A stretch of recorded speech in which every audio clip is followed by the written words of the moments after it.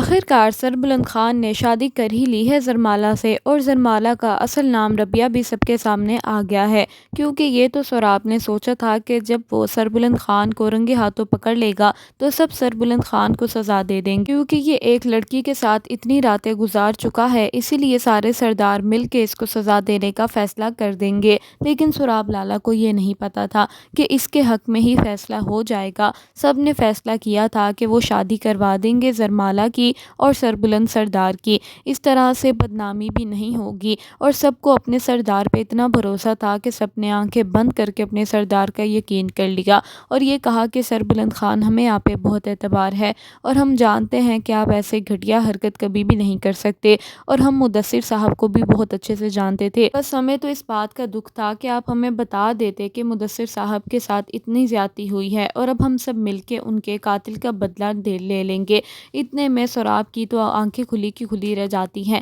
سوراب نے تو سوچا ہوتا ہے کہ وہ ساری کہانی برباد کر دے گا اور بعد میں وہ اس پورے قبیلے کا سردار بن جائے گا، لیکن ایسا کچھ بھی نہیں ہو سکا، بلکہ زرمالہ کے حق میں فیصلہ ہو گیا۔ سب نے کہا کہ سربلند خان آپ شادی کر لیں اس عورت سے، کیونکہ اب ان کی عدت بھی پوری ہو گئی ہے اور آپ بھی اس وقت پہ بہت ہی زیادہ ٹوٹ چکے ہیں، کیونکہ ارد گرد سے دشمنوں نے آپ کو گھیر لیا ہے۔ اگر آپ شادی کر لیں گے تو تھوڑی مشکل آسان ہو جائے گی۔ اتنے میں تو سوراب لالہ بہت ہی زیادہ سر پکڑ کے بیٹھ جاتا ہے اور کہتا ہے کہ اب میں کیا کروں گا، اور شیرین بھی کہتی ہے کہ اب میں کس حیثیت سے زرمالہ سے بدتمیزی کروں گی، اور زرمالہ کو تو پہلے ہی میرے پہ شک پڑ گیا تھا کہ میں یہاں پہ فون پہ کسی سے باتیں کرتی ہوں، اور اگر اب یہ پوری حویلی کی مالکن ہی بن گئی تب میں کیا ہی کروں گی۔ تو اگلی آنے والی قسطیں بہت ہی زیادہ انٹرسٹنگ ہونے والی ہیں۔ زرمالہ تو سردار کی بیوی کی حیثیت سے اس گھر میں رہے گی، اور اب شیرین کی خیر نہیں ہے، کیونکہ پہلے تو زرمالہ کی حقیقت کوئی نہیں جانتا تھا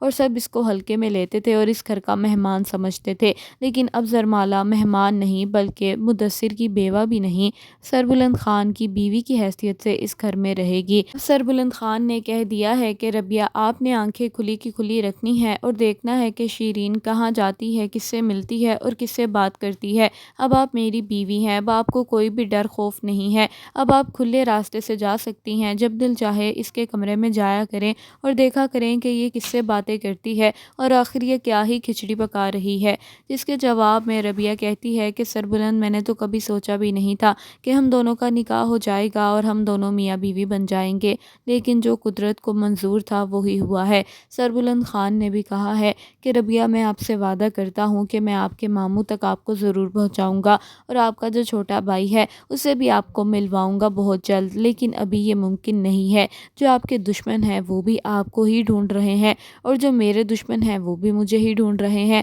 تو بھی بہتر ہوگا کہ میں آپ کو کہیں پہ بھی نہ لے کے جاؤں، لیکن میں آپ سے وعدہ کرتا ہوں کہ ضرور ان لوگوں سے ملواؤں گا تاکہ آپ تھوڑی سی خوش ہو جائیں اپنے ماموں سے مل کے۔ پیچھے کھڑی شیرین ساری باتیں سن رہی ہوتی ہے اور شیرین کو یہ بھی پتہ چل جاتا ہے اب ان دونوں نے چلے جانا ہے اپنے ماموں سے ملنے۔ شیرین سوراب لالہ کو بتا دیتی ہے، کہتی ہے کہ اس دن یہ جا رہی ہے باہر، ہو سکے تو اس کو وہاں ہی مار دینا اور سربلند خان کے ساتھ بھی اب اچھے سے برتاؤ کرنا کہ اب یہ دوبارہ بچ نہ پائے اور پھر آپ اس قبیلے کے سردار بن جاؤ گے۔ سوراب لالہ تو دوبارہ اس پہ حملہ کرنے کا سوچ چکا ہے، اب دیکھنا باقی یہ رہ گیا ہے کہ کیا سربلند خان واقعی مر جائے گا یا اب دوبارہ سے بچ جائے گا۔ آپ کی تمکنت کو سبسکرائب کر لیں۔